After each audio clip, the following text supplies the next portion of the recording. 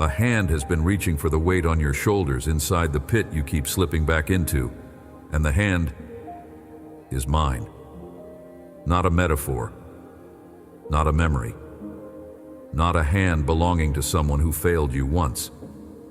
Mine, extended into the very situation that has been swallowing your ankles for months. Right now, before these few minutes are over, allow me to show you why the rescue you have been begging for has felt so slow. And let me read you a sentence I once gave to a young man who was hiding from a king and pretending to be insane, a sentence built for the moment a tired soul is sure no one heard the cry. A hand was reaching for you before you knew the pit had a name. I see you. The mother whose marriage has been pulling her under for years, and who keeps explaining to her friends why she has not yet left, even as she sinks an inch deeper every conversation. I am near. A father whose business has been quietly drowning for 18 months has not been overlooked. And the chair he sits in at 4 in the morning to look at the numbers is a chair I have sat down next to many times. The young one in the room whose addiction has not been the one anyone notices, because it does not look like the addictions her family was trained to spot, has not been alone in that room. The older one whose grief over a son's choices has become a quicksand the rest of the family has stopped trying to pull him out of. I never stopped trying. Each of those situations is real. Each of those rooms is a room I have been inside. The neighbor whose anxiety has had a hand on her throat since the diagnosis came back. A cousin 2 cities over whose loneliness has become a swamp he no longer remembers entering. A friend whose debt has begun to feel less like a problem and more like a climate. A coworker whose unraveling marriage has cost him the ability to sleep on his back because the chest only loosens enough for shallow breathing on the side now. None of these are abstractions. Every name is held. Every name has been spoken in the upper room of my house this hour. Your morning prayer has grown shorter, not because you stopped wanting me, but because asking the same thing one more time and hearing nothing back has begun to feel like rubbing salt into the place that is already raw. I am not impatient with you. I am tender about the slowness. There is a difference between a father who notices the sinking and a father who is annoyed about how long it has taken the sinking one to call out. And I am not the second kind. The slowness of your rescue has never been a measure of my distance from your situation. The slowness has been the way bedrock comes up under a buried foot. Pit floors come up gradually. The hand has been on your wrist the whole stretch. Place one foot flat on the floor underneath you, and let the floor press back against the sole. Just one foot. Notice how the floor returns the pressure you give it, without negotiation, without checking your worthiness, without asking what kind of week you have had. The floor holds, because that is what floors do.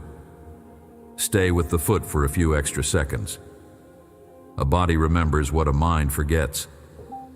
The floor pressing up under you is a small daily echo of the bedrock that is pressing up under everything you cannot see.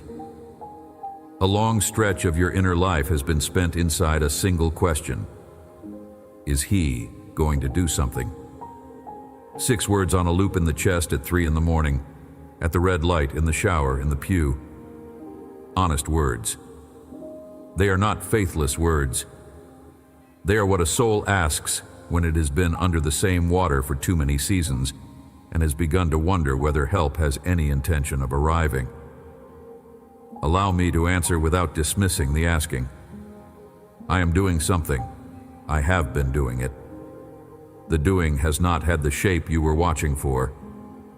You have been scanning the horizon for an event, a single dramatic reversal that would announce itself with thunder and end the situation in one Tuesday afternoon. My doing is rarely a single Tuesday afternoon. My doing is most often a hand under your elbow across 1,000 small Tuesdays, each one keeping you upright when the suction of the pit was strong enough to take you down to the bottom. The fact that you are still standing inside this hour to ask the question is part of the doing. Strength inside the next breath you are about to take is the doing. A chest that opened this video instead of closing it forever is the doing. My quiet work has been happening at a frequency your eyes were not trained to see. This dread that the rescue will not come did not assemble itself inside you on its own. It was passed down. A child learns to brace for the rescue not coming because in some early room, the rescue did not come. A parent stayed out late. A teacher looked the other way. A sibling laughed instead of helping. Each small unrescued moment in childhood wires the body to expect, in adulthood, that the cry will rise and the ceiling will absorb it. So your nervous system is not being faithless when it doubts the help is on its way. Your nervous system is repeating the only data it was given. Allow me to lay down newer data right beside the old. You were also taught, somewhere across the road of your formation, that I rescue the deserving ones first. That if you had been a better believer, the help would have come faster. That the people whose situations turn around quickly are the ones whose faith was stronger, and the people whose situations grind on are the ones whose faith was weaker. You absorbed that math without anyone needing to write it on a board. It became a quiet sentence at the bottom of your chest. He is taking this long because of something wrong with me. That math has never been mine. It has never described how I rescue. A picture of me you have been carrying, a foreman with a clipboard checking which sinking soul has earned the lifeline this week, was drawn by pencils that were never in my hand. Some of those drawers loved you in their way and were repeating an image their own teacher had handed them. Others used the image deliberately to keep you trying harder, giving more, donating to systems that promised faster rescue in exchange for faster offerings. Either origin produced the same falsified portrait, and that portrait has cost you years of inner peace inside the very seasons when I have been most actively at work in your life. Slide the portrait, face down for now. I will describe how I actually pull a person out. A rescue from heaven rarely arrives the way a Hollywood rescue arrives. No slow motion shot, no swelling string section. Most often a rescue from me is a hand that arrived years before you noticed it had arrived, working in the dark beneath the situation, weakening the grip of what was holding you long before the moment of the visible lift. By the time the lift becomes visible, the actual rescue has been in progress for an extended stretch. You do not remember the years of underwater work because you could not see them. Credit goes to the lift. Yet the lift is only the final inch. An arm extended toward you in this very minute has been extended toward you for longer than you've been aware of being in trouble. Reread that line if you need to. My palm was open before the diagnosis was a word in your mouth, before the marriage began to slip, before the bank balance became a knot in your stomach, before the child wandered. Mine has been the arm outstretched the entire stretch, and the stretching did not begin in the moment of your crisis. The stretching began in the moment of my choosing you, which was older than the crisis by an unspeakable margin. Bring your hand up under your ribs, just at the curve where the diaphragm sits. Hold the breath you are taking for one slow count. 1, that is all. Then let it leave gently, without forcing the exhale. Notice how the chest softens a 1/4 inch on its own once the held breath releases. That small softening is your body recognizing a hand it had not yet allowed itself to feel. The hand has been there. Your body knew before your mind did. Trust the body's noticing this once. Walk with me now into a song I once gave to a young man who had been on the run for so long that his nervous system had stopped knowing what safety felt like. He had been promised a kingdom by a prophet years before. He had been a shepherd. He had played the harp in the court of a king who had then turned and tried to spear him to the wall during a private concert. He had been hunted across the desert for years. By the time the events of this particular song took place, he was so far past the end of his strength that he did something no respectable warrior in his tradition would have ever recorded in a public document. He was running from his own people, and he crossed into the territory of a foreign king named Achish of Gath, the very city that had produced Goliath, the giant he had killed years earlier as a boy. The servants of Achish recognized him immediately. They went to their king and said, "This is the man whose victory songs include the line that he killed his 10,000s. The young man heard them say it. He understood, in that small, overheard sentence, that his life had reached an end he could not negotiate his way out of. He had no army. He had no friend in the room.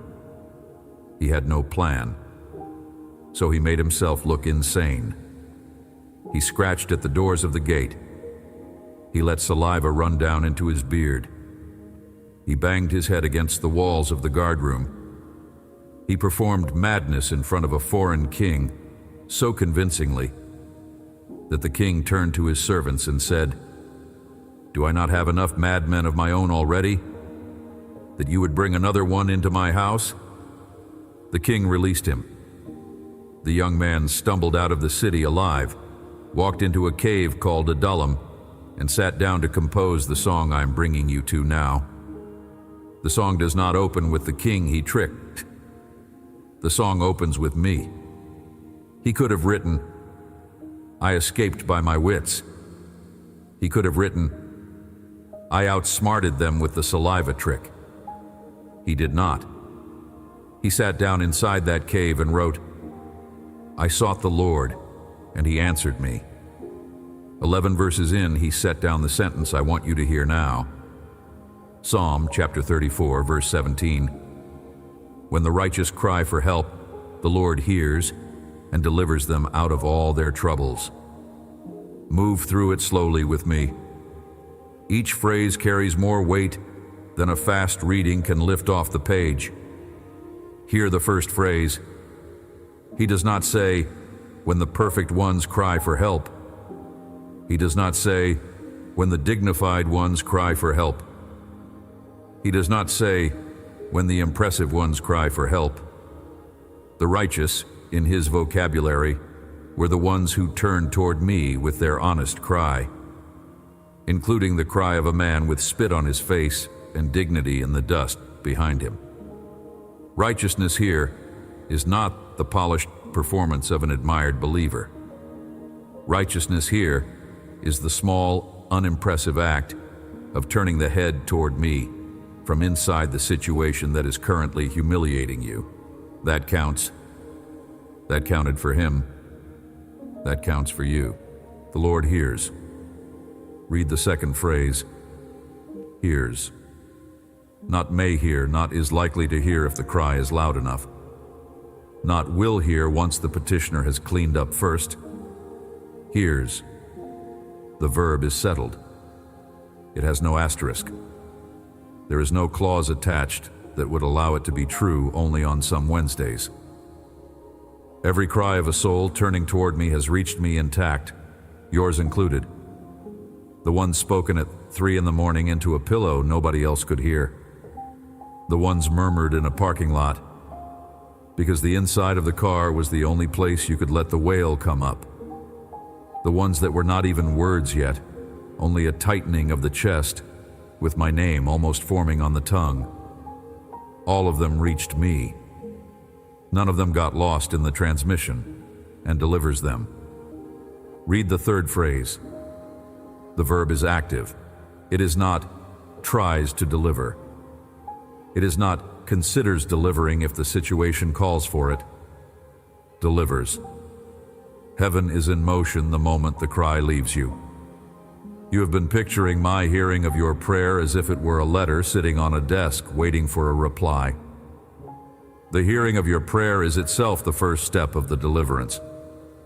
The two are not separate events. The moment the cry registers in the upper room, the rescue begins to move through the lower rooms. You do not always see it begin. The body of the rescue is often miles ahead of the visible part of the rescue by the time the visible part of the rescue arrives. Out of all their troubles, read the final phrase. He does not say, out of the trouble of your choosing. He does not say, out of the trouble you have ranked as most urgent. All. The plural is intentional. He had several troubles when he wrote this. A king who still wanted him dead, a band of distressed and indebted men who had begun gathering to him in the cave, a future throne he could not see the road to, a body running on sleeplessness and adrenaline for months. All of them. Plural. The deliverance he was singing about was not surgical. It was a rescue that addressed the whole tangle, even the parts of the tangle he could not name yet. That is the kind of rescue I work. I do not deliver one strand and leave the rest knotted around your ankles. I unravel the tangle. It takes time. It also gets done. He did not write the sentence as a theorist. He wrote it as a man who had just walked out of Gath alive with spit drying on his chin. He had felt the hand under his elbow in the very moment he was performing madness for a foreign king. He had felt the hand again in the cave at Adullam. He had felt the hand many times across the next 10 years of his life, in caves and cliff faces and battles. Before he ever sat on the throne he had been promised. He wrote the sentence because he had data. Personal, embarrassing, unglamorous data. The data of a saved man who knew how unimpressive the moment of saving had often looked from the inside. He also wrote, a few songs later, that I had drawn him up out of the pit of destruction and set his feet upon a rock. Two of those small images stitched together, the pit and the rock. He had been in the bottom of something he could not climb out of, and I had not lowered a ladder. I had reached down. I had taken him under the arms. I had pulled him up onto ground he did not have to keep treading water on. That is the same shape of rescue I am working in your life right now, even on the days the work is happening below the visible line. Look again at the question I opened these few minutes with. Why has the rescue felt so slow? Here is the answer. Because the rescue is not a single moment. It is a long, patient lifting. A pit dug over years does not have its floor raised in an afternoon. The hand has been on your wrist since before you knew you were sinking. The lift has been in progress every day you have remained upright inside a situation that was strong enough to break a weaker person. The visible inch of the lift will come. Many of you are closer to it than you imagine. The invisible inches that have already happened are why the visible inch will not feel like a shock when it arrives. Whichever word here is reaching the place where the slipping has been happening, drop one word into the conversation below. Rescue. Let it stand as one small stone set on the edge of the pit you are coming up out of. Above this video, 7 brief letters are already prepared in the pinned space, one to greet each of your coming mornings, slipped into your inbox the second a quiet yes turns the latch. Take them. So here is something small you can carry into the rest of your week. The next time the suction of the situation pulls at your ankles again, and it will, because pits do not let go all at once, pause for one heartbeat and ask yourself a single question. Whose hand is under my elbow right now? Speak the question quietly. There is no need to argue with the pull. Simply ask. The answer comes back the same every time. Mine is under your elbow. Mine has been there since before you fell. Then exhale a fraction longer than you inhaled and step into the next ordinary minute. with the answer folded against the inside of your shirt. A second beat to the practice, when you have a quieter moment. After you ask the question and the answer arrives, do not bolt past it. Sit inside the answer for 3 unhurried breaths. Many among you will rush past the relief, because relief is a country you have not lived in for a long stretch. Stay in the country a little longer than feels normal. Let the chest register that the lifting has not depended on your strength. Your strength has been spent for years. The lifting was never going to come from there. The lifting has been coming from a father whose hand has not tired once. A third movement, softer still. Each time the situation seems to take a small step backward, a setback, a relapse, a piece of bad news that drops a foot back into the pit you thought you had stepped out of. Refuse to read the small step as evidence the rescue has stopped. Speak instead.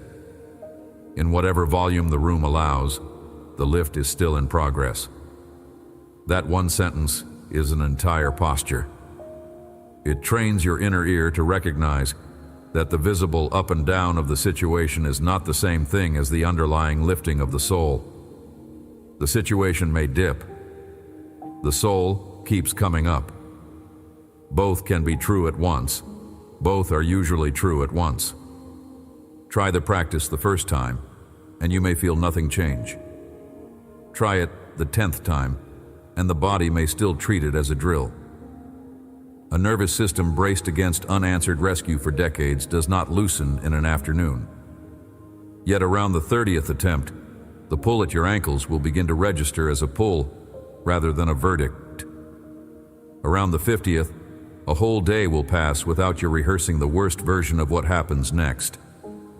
Around the 100th, a friend will say you seem different in this season, and you will not be able to explain it, because the change will not be anything you generated. It will be the slow, faithful, embarrassing in its quietness lifting of a father whose grip on your wrist tightened long before the situation began to swallow your ankles. For whichever of you has cried out for years without a visible answer and has begun to suspect the cry stopped arriving, hear me carefully. The cry arrived. Every one of them. None of your prayers have ever been misfiled. The silence over your situation was not the silence of an empty hall. The silence was the silence of a father who was working underneath the floor of the room and could not yet show you the load-bearing walls he was repairing. Walls being repaired make less noise than walls being demolished. The quiet was the proof of the steady. It was never the proof of the abandoned. Among you whose body itself has become the pit, illness refusing to lift on the timeline doctors hoped for, fatigue refusing to break, pain that has decided to live inside the bones it has chosen. Hear this too. The rescue I am working inside your body is not always the rescue the next scan will reveal. Some of the rescue is happening in the soul of the one inside the body, the inner room where fear has been the loudest tenant for years. I am evicting the tenant. The body may take its own time. The soul will not have to wait on the body because the soul lives in a different room of the same house, and I am at work in the soul's room every hour. Many of the most rescued souls I have known were souls whose bodies were still asking for more time, to the one whose pit was dug by another person. The violation that taught your young body that no one was coming. The betrayal that taught your adult heart that helpers were liars. The abandonment that taught your spirit that the cry rose to the ceiling and stopped. Hear this most tenderly. The person who hurt you was not me. The ceiling that absorbed your cry as a child was not me. The cry reached me. I was there in the room. I was there in the night. I have been there in every flashback since. The hand that did not come at the time you needed it most was not my hand withholding. It was the failure of a creature who should have shown up. I did show up. I show up. I am the one who has been holding what no one else thought to hold. And the holding has been going on through every dark season your memory still flinches at. For whichever of you is afraid that this rescue too will fail because every previous rescue failed, hear me. The previous rescues were not mine. They were the rescues you tried to build with your own hands, or the rescues a friend promised and could not deliver, or the rescues a system sold you for a fee and walked away from once the fee was paid. Those rescues had failure built into their materials. Mine is built of different materials. The materials of mine were tested on a hill outside Jerusalem 2,000 years ago, and they held the weight of every sinking soul that has ever asked for them since. They held the weight of a young man with spit in his beard, hiding in a cave. They will hold yours. Carry one short line with you. The arm that found you first. Stitch it into the lining of the next ordinary days you walk. Say it under your breath at the red light. Name it in the quiet at the kitchen sink. Press it against the inside of your ribs when the old fear of going under again tries to drag its chair back to your table. A line stays true, whether your weak confirms it yet or not. My arm asks for no verification. A pit floor coming up beneath your foot needs no supervision from you. Both belong to me, and mine they will stay. To the one who has been quietly comparing yourself this whole time to people whose rescues seem to be moving faster than yours, hear one more word. The visible speed of someone else's deliverance has nothing to do with the depth of my work and yours. Some pits are shallower. Some are deeper. Some have been dug across a single year. Others have been dug across generations. The depth of the pit does not measure the love of the Father lifting from it. The deeper the pit, the more of my hand has been involved in the lift, and the more steady the standing will be when you are finally on the ground above it. Do not envy the shallow rescues. Stay inside yours. Draw one slow inhale up through the nostrils. Hold it for one count. Release it without pushing, letting the exhale run a fraction longer than the inhale. A drawn-out exhale tells your nervous system that suction at the ankles is not winning. It tells the rib cage that the hand under your elbow has not let go. Such a tiny breath is the simplest ascent a body can offer to a near and patient love, and that breath reaches me carrying the weight of any longer prayer. 2 such breaths will return you, gently, back into the portion of your day set aside when you sat down to listen. You walking back into the day will be slightly different. Your room's walls will be unchanged. My hand on your wrist will be unchanged. Only your rib cage will have eased, because it will have finally absorbed what was true the entire way. The hand reaching for you was reaching before you knew the pit had a name. Amen. Whichever line here nested into a hushed corner inside you, 7 brief letters are already lined up inside the pinned space below this video. 1 to greet each of the next 7 dawns inside your inbox. Arriving the second, a soft yes unlatches the gate. Open them. Pass this along to anyone whose feet have been giving way under them. Hit subscribe so the next message reaches you before the next pull does. You were never meant to come up out of this on your own.